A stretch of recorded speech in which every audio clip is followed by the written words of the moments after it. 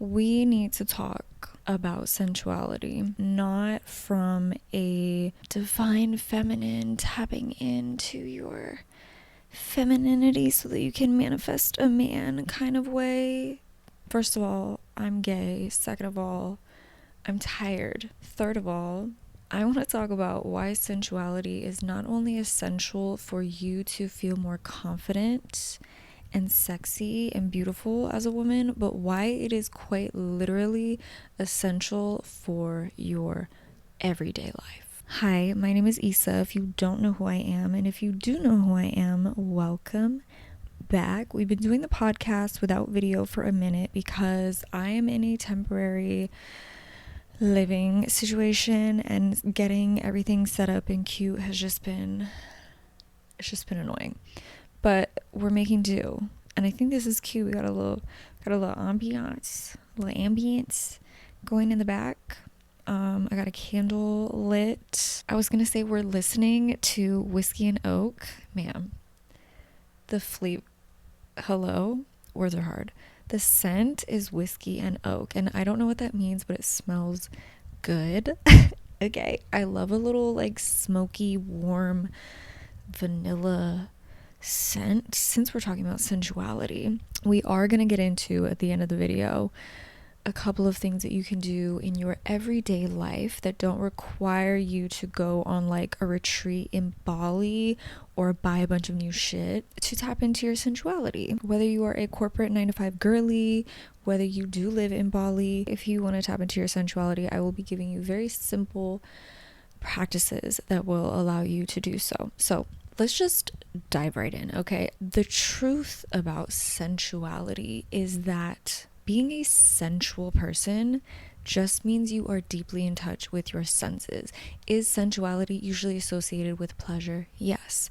But from the dawn of time, we as humans, having a human experience in a human body, we have relied on our bodies to discover the world. When you're a child, you discover the world through your senses, okay? Through touch, through taste, through sound. You're listening to the sounds around you. Even when you're in the womb, okay? You're listening to the sounds around you. Why are kids always picking things up and touching things and putting things in their mouth that they shouldn't be? It's because they are learning about the world. And how do they do that? With their bodies, through their senses. Sensuality is not just about tapping into your confidence or your sexiness. That is an aspect of being a sensual being, but that's not all it is. It is the practice of being in tune with the body, being in relationship with the body, understanding the language of the body, tuning into all of the information that the body is constantly consuming and picking up on, and being able to decipher all the subtle things that the body is sensing, because the body knows before the mind does. And for the majority of women, because we have been disconnected from our bodies, because we've been disconnected from our senses, we can't hear shit. We can't hear shit. It's not a coincidence that women have been taught that pleasure is sinful.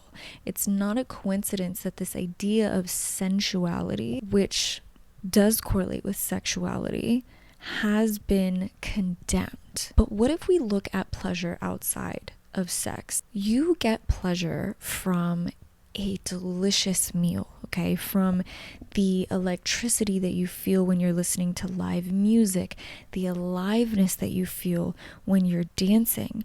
Pleasure derived from the sounds of nature, right? The sound of the breeze through the trees. We're rhyming over here. The birds and the bees. Someone take this microphone. Just from being out in the sun, from smelling the dirt and the grass and the jasmine and all of these beautiful, delicious sensations that we get from being tuned into the world, that is only possible if you are tuned in to your senses. In order to be tuned in to the joy of being alive, you do have to be tuned into pleasure. We are humans with a body, and what this body can perceive and experience and feel isn't wrong. Who said that? Oh, patriarchy. Outside of just being able to enjoy the sensual experiences of life, why is that necessary for our survival? Why is that necessary? When you are deeply connected to your senses, what brings you pleasure? You know what else you're connected to? You know what else the body is picking up on? And what we have needed for our survival since for fucking ever is the capacity to sense what the fuck is going on around you, the capacity to sense what is happening within you. How do you know if something is good for you?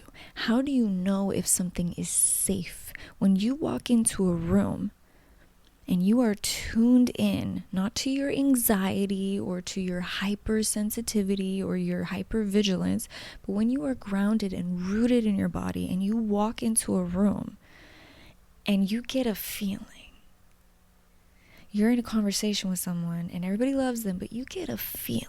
Yes, you are deciphering with the mind, but where is the mind getting any of that information? From the body. The body is constantly communicating, translating what is happening in the outside world to your mind. And if you are disconnected from the body, you cannot have that level of discernment.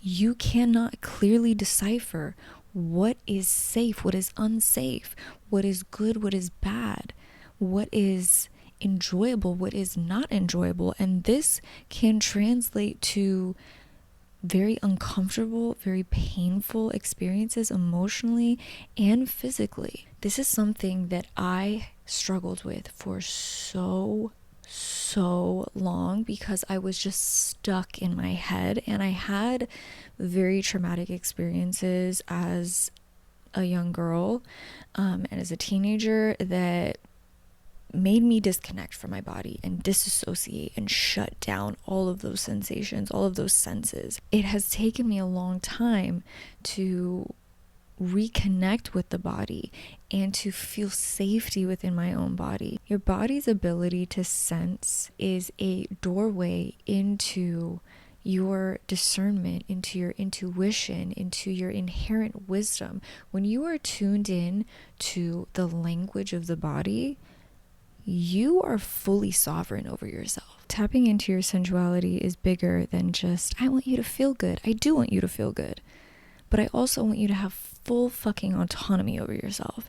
I want you to be fully in control of yourself, your decisions, what is healthy for you, to be able to set boundaries because you can discern what is not good for you. I want you to be so tapped in that you aren't just on autopilot moving through your life. You are fully alive. Everywhere you turn, there is another distraction, another opportunity to disconnect, to numb yourself. So the act of pursuing pleasure is a radical act in a world that wants you disconnected and shut down. A few ways that you can practice sensualism, which is the consistent act of pursuing pleasure. One of them is going on a nature walk, whether that's in your neighborhood, if you have trees around, or going on a hike, going on a walk in a park, without any stimulus. So no podcast, no audiobook, no music, even if it's for 5 minutes. The first 5 minutes of your walk, and you're like, okay, that's all I can do. It's kind of like the Stairmaster. I'm trying to work up to 20 minutes, but as of right now, I can do 10. And that was hard. That was hard for me. The first time, you might not be able to last that long, and that's okay. But the more that you do it, the bigger your capacity will grow. Can you actually notice what kind of plants are in people's yards? What do they smell like? Oh, this one is blooming. It wasn't blooming before. Can you allow yourself to engage with your surroundings instead of just mind-numbingly walking on autopilot. Another thing that you can do is when you're eating, whether you are eating the most delicious food, maybe you're a chef, okay? Or maybe you are a microwave queen, okay? Maybe you're a takeout girly, doesn't matter. Can you, when you eat that food, really pay attention? Before you turn your show on, before you turn your movie on, can you just be present? Be present with the food, how it tastes in your mouth. Chew properly and swallow. Be present with how it smells, how it tastes. Not only is this better for your digestion, this is just another way for you to be present with the body. And this is something that you can do every single day. It doesn't require anything other than your attention, other than your presence.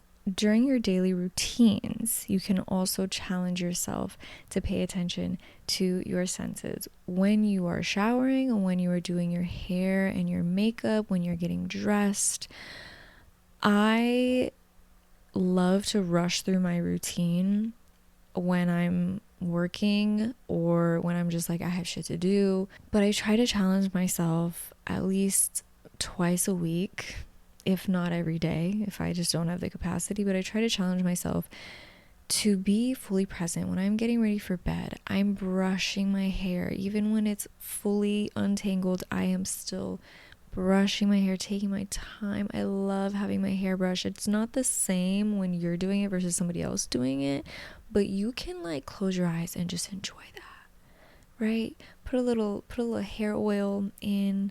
How does that smell? Run it through your hair. Just be present with how good that feels. When you are in the shower, really feel the water running over your body. Give yourself a scalp massage. Enjoy that. Maybe that's the only time in your day that you get to yourself.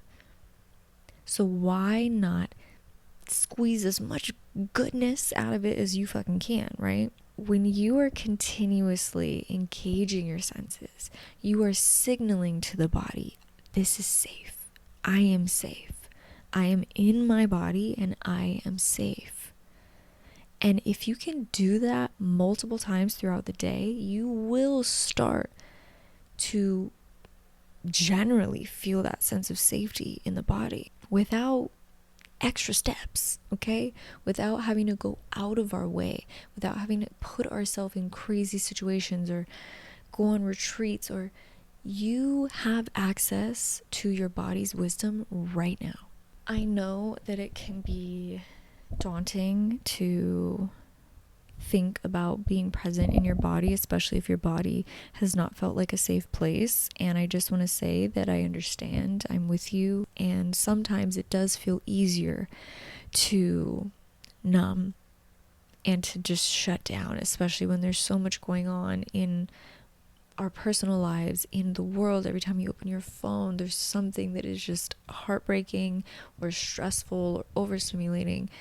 And I just want to remind you that, like, you only, as far as we know, we only have one life. And I think it's really important to not be a stranger to yourself, to not be a stranger to your body.